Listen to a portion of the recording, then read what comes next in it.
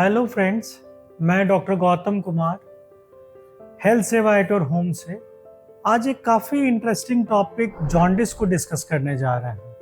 Jaundice को हमने सब टॉपिक पहले तो इंट्रोडक्शन, फिर अगर हम देखें कि बिलिरुबिन का फॉर्मेशन कैसे होता है, फिर कॉजेज ऑफ जॉन्डिस अगर जानने की कोशिश करें, चौथा अगर हम लोग देखें सिम्टम क्या हो सकता है, और पांचवा ट्रीटमेंट क्या हो सकता है जॉन्डिस के लिए हम लोगों को देना चाहिए।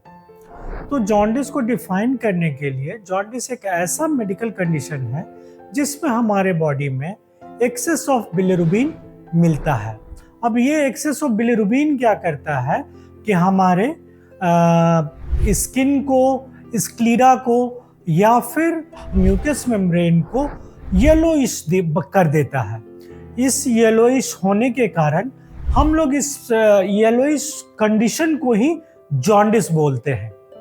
अब अगर हम आए जॉन्डिस को समझने के लिए, पहले बिलिरुबिन के फॉर्मेशन को समझते हैं। तो बिलिरुबिन जो है हमारा ब्रेकडाउन प्रोडक्ट है आरबीसीज का। ये आरबीसी से टूट के बनता है और फर्दर प्रोसेसिंग के लिए ये लीवर में जाता है।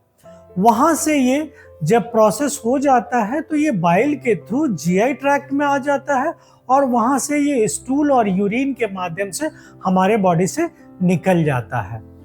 अब अगर हम देखें कि जॉन्डिस में बिलिरुबिन का एक्सेस हो जाता है, मतलब नॉर्मल लेवल से हमारा बिलिरुबिन का लेवल जो होता है बढ़ जाता है।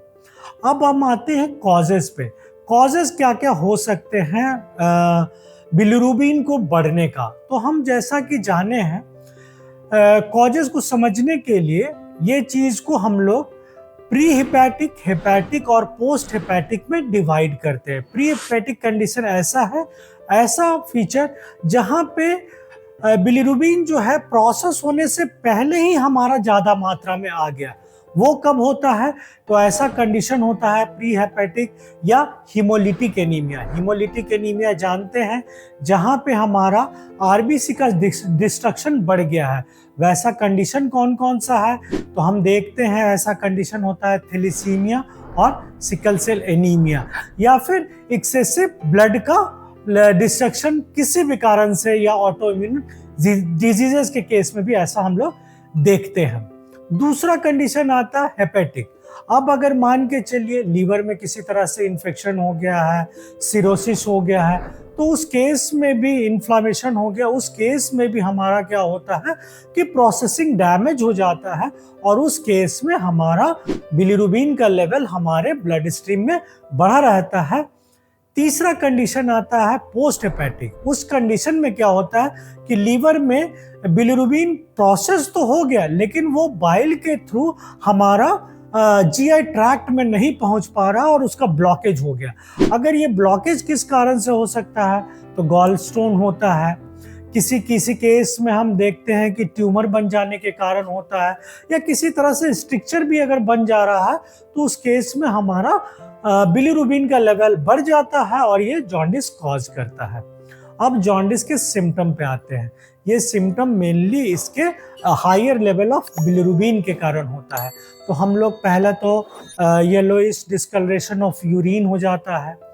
दूसरा कंडीशन आता है म्यूकस और स्किन का कलर भी येलो मिलता है हम लोगों को। स्टूल का कलर चेंज हो जाता है, वो डिपेंडिंग ऑन कि कॉज क्या क्या है बिलिरुबिन के, उसके हिसाब से हम लोगों को सिम्टम मिलता है।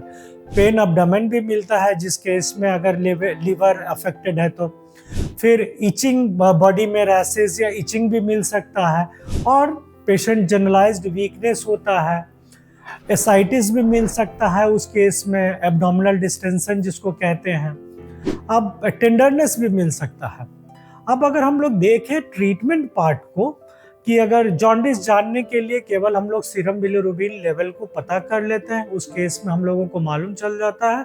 फिर अंडरलाइंग ट्रीटमेंट देने के लिए, अंडरलाइंग कॉज को ट्रीट करने के लिए हम लोग मेडिकल ट्रीटमेंट या सर्जिकल ट्रीटमेंट में जा सकते हैं। मेडिकल ट्रीटमेंट में अगर इन्फेक्शन है तो हम लोग एंटीबायोटिक या फिर एंटी फंगल ट्रीटमेंट देते हैं। अगर किसी तरह से इन्फ्लामेशन है तो इस इन्फ्लामेशन को कम करने के लिए सपोर्टिव ट्रीटमेंट देते हैं। सर्जरी बहुत सारे केसेस में, जैसे हमने बताया कि ब्लॉकेज हो या गॉल स्टोन हो या स्ट्रक्चर हो, तो उस केस में सर्जरी भी जाते हैं। बहुत सारे सीवियर केसेस में हम लोगों को या तो लीवर ट्रांसप्लांट के लिए भी जाना पड़ सकता है। तो इस तरह से हम देखते हैं कि जॉन्डिस काफ़ी इंटरेस्टिंग टॉपिक रहता है। लोग इसके बारे में जानना चाहते हैं और डॉक्टर से हमेशा कुछ ना कुछ सवाल पूछते हैं।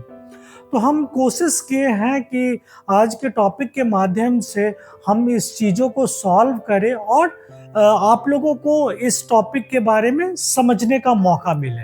अगर आप इसके बारे में कुछ विशेष जानना चाहते हैं तो आप कमेंट बॉक्स में आके कोई भी जानकारी ले सकते हैं। अब इस टॉपिक को यहीं कंक्लूड करते हैं दोस्तों। Thank you.